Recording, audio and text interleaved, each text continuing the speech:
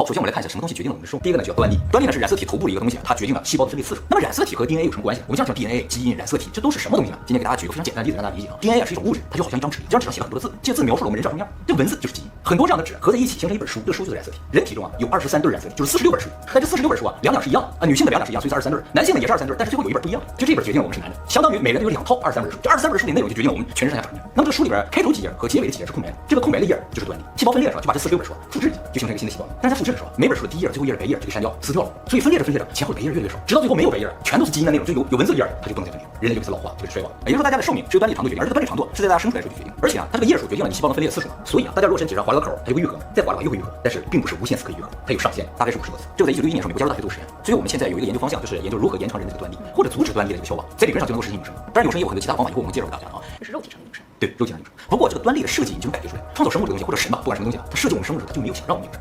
为什么他这么做了？一会儿我会讲啊。用科学的目的。是，绝对是科学。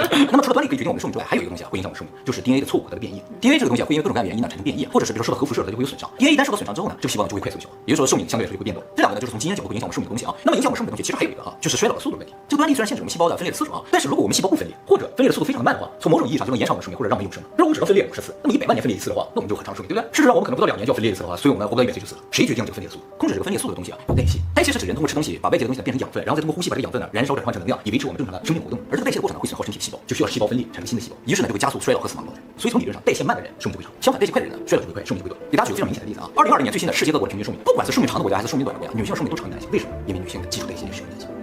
30岁左右的女性基础代谢是1150千卡，就是一天需要用尽能量，而男性呢需要1530千卡。所以男性虽然表现出力气大、跑得快，但是这是以燃烧生命为代价的，懂了？当然这个事情呢不仅体现在人的身上，所有的动物都是一样，代谢的速度直接影响它的寿命。比如说小狗的寿命就是要比大狗要长一些，因为它的代谢量更小一点。但是有人可能会想，大象比老鼠大那么多，大象能活60-70岁，而老鼠只能活2-3年，是吧？大象这么感觉代谢更大一些，它为什么寿命更长呢？其实不同物种你就不能看这个，因为大象一出生就比老鼠大很多，是吧？不同物种不能看个头，看什么？看心跳。心跳的速度越快，代谢的速度就越快，就进入大范围的采样直到今天还在采样。大部分动物呢确实是落在了8到12亿次之间，当然也有少量的这个在8亿之下或者12亿之上。所以对哺乳动物来说，心跳越快就意味着死得越快。但是里面有一个非常极端的特例，就是人的平均心跳数大概是每分钟75下左右，一年呢4000万次。如果按11次来计算的话，人在25岁的时候就该死了，但是人却活到70-80岁，就说明我们的心脏一辈子可以跳31次。这个心脏绝对是动物界的第一强大，目前没有发现任何动物心脏强于人类。那么人为什么心脏这么强大呢？有人猜测我们心脏之所以可以跳这么多次是因为我们的生活环境好，医疗发达，心脏保养好，所以它就可以跳很多次啊。也确实，我们刚才说了几个寿命比较长的国家，都是人均 GDP 比较高的国家。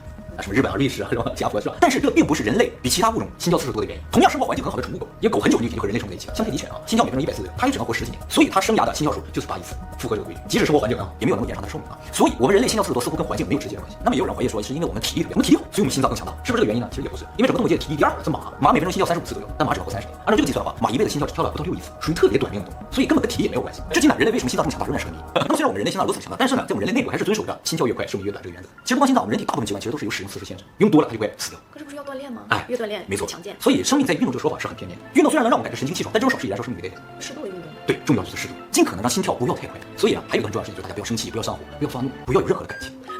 看到美女也不要心跳，这样的话你就可以永生。其实当你心跳降到0的时候，你就真的永生了。所以死亡和永生是画等号。可能也证明这个原因科学家的寿命特别长。怪不得小的时候要是想当科学家，可是运动员的心跳都很慢呀。通过运动可以强健你的心脏，让它以后跳得慢一点，但是之前已经消耗掉了。那也还行吧，还划算一些。是，但是你不能从头到尾一直在运动，尤其不要做激烈的运动。也不是说运动员寿命就是短，只是脑力劳动者寿命是绝对长。所以大家尽可能的去思考一些宇宙这心跳速度一慢了，寿命就长了。可是不运动会肥胖，胖怎么会？就是运动会让你血液循环好，各种养分让你身体状态好，但并不会延长你的寿命实质。可是肥胖会影响寿命。肥胖会引起各种疾病，减缓你寿命，这机制是不一样的。我们先讨论是你心脏保质期的问题。不能刺激自己，不能刺激好，享受也可以，享受也不可以，就是不能心跳影响寿命的另一个要素 DNA 的损伤或者基因突变。目前已知核辐射、宇宙射线是可能损伤我们的基因。如果基因上出现了问题，这个问题呢就有可能随着遗传传给后代，也就是说这个错误呢可能传给子子孙孙。如果这个错误传给子子孙孙，而这个子子孙孙有机会和我们就是祖辈结合的话，这个结合产生的所有后代就都会有这个错误，就不是概率问题，是一定会有。而这样下去的话，就会造成错误越来越多，因为子子孙孙他有可能产生新的错误，错误越来越多，越来越严重，就是这个物种就灭绝了，这是另一种灭绝的可能性。为了防止这种基因上的错误的累积和严重化，就需要一个机制，所以寿命其实是一个更好的机制，能够让子孙和父代呢无法相遇，像基因突变或者 DNA 的这种损伤呢就不会流传下去。所以从生物学角度，死亡是有非常积极的意义，它是一个非常激进的保护 DNA 的机制，通过让单个的个体的死亡而保住物种的不灭绝。所以拥有死亡功能的生物通常都是高级生物，所以死亡有可能是我们在进化中获得一种超能力。大家可以这么理解，没有古人的死亡就没有健康的我们的存在，所以死亡其实是我们的选择，我们选择让古人死，让自己更健康，而我们的后代选择让我们死，让他们更健康，是这样。所以从这个宏观上来看，整个生物体全部的人类好像是一个生物，它通过让其中一部分的死亡来换取整体的这种健康，所以我们真的有可能是某一个巨大生命体的一部分。只是我们现在看着我们都是分割开的，好像没有关系，事实上我们就是一个东西。就像现在我们身体的所有细胞，一个细胞看旁边的细胞好像我们俩真没什么关系，其实它是我们人体的一个部分。有时候就要牺牲它，牺牲其老化，然后让它产生新的后代，然后以保证我们身体健康，是一模一样。好了，我们刚才说的都是人从科学的角度对于死亡的一种理解和推测啊。不过我明白的一点就是还是尽可能不要动就好。那狗就不用遛吗？什么？用不了，30分钟。燃烧生命了。我现在都不想站起来。所以今天我们先来介绍一下什么是癌。我们人体总共有大概40兆个细胞，这是个平均值，每个人不一样。身高高的、体型大的人，他细胞就多一些；长得矮的、身体小的人，细胞就会少一些。平均大概40兆个。那么这40兆个细胞协同工作呢，就能保持我们身体基本机能和健康。这个数量呢是不可以缺少的。但是我们人体有一个强制机制，就给大部分细胞设置了一个寿命。到了寿命呢，它自己就会死掉。我们人体各个器官细胞寿命呢也是不一样。肠黏膜细胞的寿命非常短，只有3天；白细胞的寿命是9天；表皮细胞的寿命是大概1个月，而脑细胞呢理论上是没有寿命。脑细胞和我们人体其他的细胞完全不一样，反正就除了脑细胞，所有细胞都有个寿命，到了寿命呢就会死。好，那我为什么要给自己的细胞设定一个寿命？目前认为就是只要我们活着吧，这40兆个细胞就不停在工作，24小时工作，时间长之后啊，它们就会产生老化，一部分呢就不能够正常工作，甚至有可能出现异常，就是不仅不能够正常工作，还会扰乱正常的工作。为了防止细胞老化对我们人体的健康造成影响，所以呢给细胞设定了一个寿命。大家注意啊，细胞这个寿命和我们人的寿命是不一样，它这个寿命是强制的，就是它到那个岁数就一定会死，跟它是否健康没有关系。如果它一直保持得很好，活到那个岁数它也会死，类似于自杀。那么实际上人体每天会死多少个细胞呢？大家可能猜不到，4000亿个。这个呢相当于人体总细胞数1%，就大家在这坐着每分钟3亿个细胞就死掉了。不过呢大家不用担心啊，因为我们人体还有另一个机制会让细胞再生，就是细胞在快到寿命的时候啊，它就开始分裂，克隆出一个自己来。这个自己呢是一个年轻的自己，替代自己工作，然后老的那个就死掉了。这两个细胞从外表看一模一样，只是剩余寿命不一样啊，一个就马上就要死了，一个呢是从头开始。我们现在的克隆也是一样的，什么都克隆，唯独不克隆寿命。你说克隆一个老头出来是个老头那就不行了，对不对？必须是克隆老头出来是个小孩，他长得跟老头一模一样，这才叫克隆啊。那么这个新的细胞呢就会替代老的细胞继续工作，老的呢就自杀了。也正是通过这个更新机制呢，人体维持着40兆个细胞数量不变，也维持身体的健康。那我刚才说了，人体平均每天就会更新1%的细胞，也就意味着大家每100天3个月，全身细胞就都换一遍，你就换成另一个人了。就是3个月后你就不再是你，而是克隆的你。但是唯有一个东西不变，我刚才说脑细胞它是不会死的，所以脑子不克隆，剩下全身都克隆。对，所以你还觉得自己是自己。如果脑子都克隆的话，自己就会发现自己不是自己了。所以它的这个机制是非常合理的。我们是个克隆人。对，每3个月克隆一次。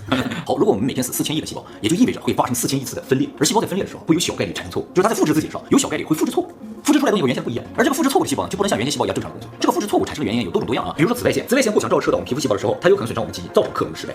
还有呢，就是病毒，病毒是会进入我们细胞内部的，它要复制自己的时候呢，可能就会影响到细胞本身的复制，就造成细胞复制失败。反正呢，就是有一定机会产生错误细胞，不过产生错误细胞也没有很可怕，因为我们细胞有自我修复功能，就是它如果复制完了发现自己错了，它自己就开始修复自己，然后把自己修好了就没有问题。但是这种修复功能啊，本身有局限性，就是不是所有错误它都能修复的，有些小错误它是可以修复的，非常严重的错误它就修复不了。一旦这种修复没有成功，细胞的一个控制自杀的程序就会启动，让自己死掉，以保证这个错误细胞不会残留在我们体内。这是一个很完美的系统啊，对，这个看似非常完美的系统啊，却存在一个漏洞，就是其实所有的看上去完美的系统都有漏洞。我们做程序的最了解的是，就是我们刚才说啊，这个细胞复制的时候会发生错误嘛，如果这个错误发生在控制自杀程序这个地方，就会出现问题，造成它无法自杀，这样呢就会产生一个不死的细胞，它自己无法杀死自己，但自己又不正常。为了避免这个事情，我们人体还有一个功能，作为最后一道防线，可以把它消灭掉，就是免疫系统。免疫系统每天都在侦测这些细胞，看哪个正常哪个不正常，发现不正常的，而且自己又处理不掉自己，它就把它吃掉，以保证我体内始终就没有错误细胞。但是这最后一道防线有可能被突破，是免疫系统被触发类似就说这个不死的细胞有小概率再出现一种它可以逃过免疫系统的细胞，这样一个永生的细胞就诞生，它不会自杀，也无法被别人杀死，它们就永生了。而这个永生的细胞只是不死，其实还好，它就停留在我们体内，它也没有多少小概率。问题是它还保留了自我复制的功能，于是它就开始不停的复制自己，复制出来的个体跟它也一样，也不能自杀，也不会被别人杀死，所以数量就会呈几何级数增长。而这个无限增长的永生细胞就是我们所说的癌细胞。癌细胞其实只有一个非常讨厌的地方，就是它不死，而且无限复制。那么这个无限复制有什么可怕的呢？就是因为复制啊，它本身是需要材料的，就我要造个自己，就需要和我类似的材料，于是呢，他们就会去抢夺正常细胞的营养，而正常细胞数量是一定的，所以抢着，正常细胞就没有营养，就全部被消灭掉，人体器官就无法正常工作，会危及生命啊。还有呢，就是一旦这种癌细胞进入到血液系统或者是淋巴系统的话，它不仅是可以传输到全身的问题，它的血液里面也无限增长，有可能直接堵塞血管、堵塞淋巴系统，直接就威胁到生物体生命。所以癌症基本原理非常简单，就是由于基因突变产生了一个不死的细胞，而这个不死的细胞呢不断成长，造成生物体的衰亡啊，就类似于杂草一样，它是不会死的一种杂草，在花园里不断成长，就会把养分全部吸收掉，那这个花园里正常的树啊、正常的花就会死亡。那既然原理如此简单，为什么那么难治呢？因为说到底，癌细胞就是我们自己的细胞，它和我们其他细胞只有一个区别，就是它是不死的，我们其他细胞是可以死的。既然是我们自己的细胞，就真的很难被发现，不仅是很难被免疫系统发现，就医生他也很难发现，长得一样啊。就像我们世界上有70多亿个人，我说里边有2个是不死的，你就找不出来，无法发现就无法单独将它们杀死。再一个是癌细胞在不断繁殖过程中，它也在进化，会产生变异，类似于病毒那种变异，而这些变异就很难用一种药物将它们全部杀死。其实它变异本身的目的就是为了防止被团灭。像这种有防团灭机制的东西啊，不管是病毒也好，癌细胞也好，目前看最好的解决办法只有一个，就是早期发现，在它没有产生大量变异，在它没有很大范围的时候，一旦发现就可以完全消灭。相反，发现晚的话就没辙了。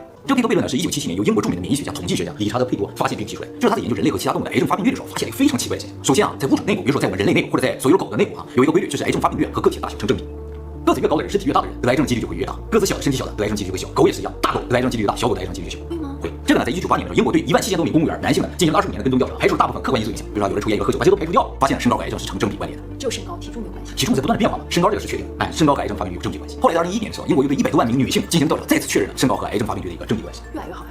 发病率越低，这个其实很容易理解，因为我一开始说了，身体大的人，他身体含有细胞数就会多。如果细胞的癌变率是一定的话，那么含有细胞越多的话，自然它产生癌细胞的可能性就更大。但是呢，同样他又研究了一些跨物种的癌症发病率，发现了一个非常奇怪的现象啊。而事实上，我们没有发现鲸鱼有得癌症，而且它相比基本上不得癌症。这个事情就叫做配合悖论，就物种内个头越大越容易得癌症，而跨物种呢，这个现象消失，更大的物种反倒得癌率更低。不过呢，有3个假说，这3个假说我个人觉得都很有道理。第一个呢，就进化假说，就从最直观现象上要去解释这个问题的话，就说明不同物种它本身患癌的可能性就是不一样。鲸鱼它就是很难得癌症，它就是不得癌症，它就是这么个物种；而老鼠它就是很容易得癌症，根本跟什么细胞的患癌率没有关系。换句话说，就是越大的物种得癌症的几率它就是越低的，这是物种所决定的。那么为什么大的物种细胞患癌率就会低呢？如果生物进化是越来越大的这个方向，而越大的生物就越容易得癌症的话，就变成越进化越容易死，而进化的终点是死亡的话，那就不叫进化。所以很有可能随着生物体个体越来越大，每个细胞癌变的可能性呢在自行降低。如果这个假说是真的，那么就说明控制癌变的这个东西是写在基因里，它是可控的。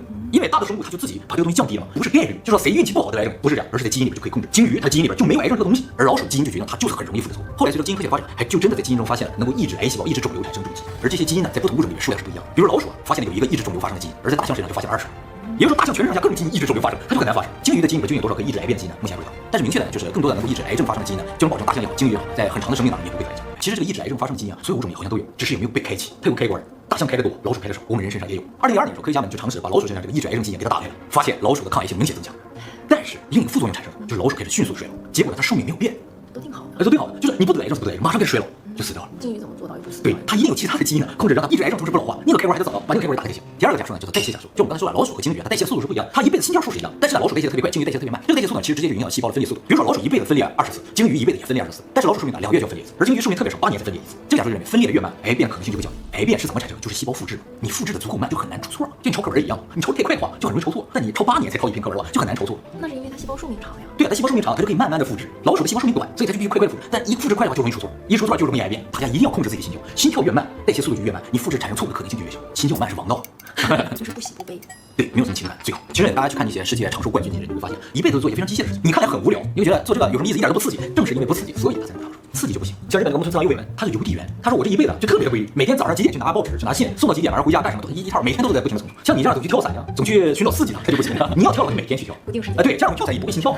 所以大家不要尝试把自己心跳一直维持在一个很高的水平，一定要维持在一个非常低的水平，越低越好。第三个假说呢叫平衡假说，就我们刚才说癌细胞是永生的，它就会无限的复制、无限的分裂，越来越多。但事实上有可能癌细胞的增长是有限的，它有一个临界点。还疫情呢？对，其实所有的生物都有的可以。我们以前介绍了25号宇宙，我们以前介绍了蝗虫，还有人类社会都这样。到发展到一定数目的时候，它就会自行产生一个机制，开始消灭自己，自杀也好，互相残杀也好，无法繁育也好，通过各种各样的方式来限制自己的数量，让它平衡在一个位置。癌细胞很有可能也有这种机制，因为他们发现癌细胞在不断增长的时候，有时候就会变异而产生一种攻击癌细胞的癌细胞，而这种攻击癌细胞的癌细胞产生之后呢，癌细胞就不再增长，它维持在一个固定的大小，也不向外扩散，就相当于一种自愈。那么为什么人类当中没有发现这种阀值呢？有可能这个阀值非常高，坚持不到坚持不到那个时候，而鲸鱼呢，它能坚持到。就说如果癌细胞的临界点是2公斤，2公斤在我们体内我们直接完了，在老鼠体内老鼠都没有2公斤，而在鲸鱼体内那就是一增生，就是一息肉。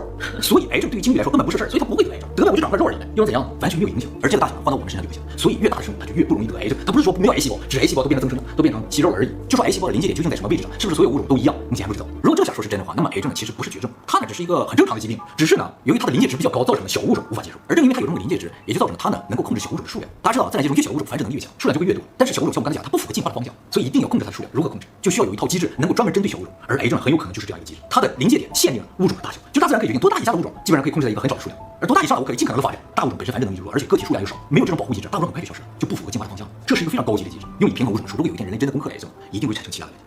因为毕竟是3种假说，其实有一个共同点，就是他们在说明癌症是一个自然的保护机制。站在自然角度，它有可能就是一个免疫系统，自然界免疫系统。不管哪一种假说都在说明这个问题。癌症并不是疾病，它是一种保护机制。在我们人类看来，它是一种病，它要消灭我们；而在自然看来的话，是我要消除掉一些不好的东西，以保证自己能发展的一个必要机制。立场不一样，在我们看来是我们的天敌，在他们看来的话，那是他们的必要手段。那我们变成对方的立场？不能，我们只能站在自己的立场上考虑。我觉得如果人类的癌症发病率和老鼠差不多的话，说明人类的癌症发病率其实在所有物种来看的话，算是比较低的，因为人类寿命特别长，人的心跳数是30亿次，一般物种都10亿次。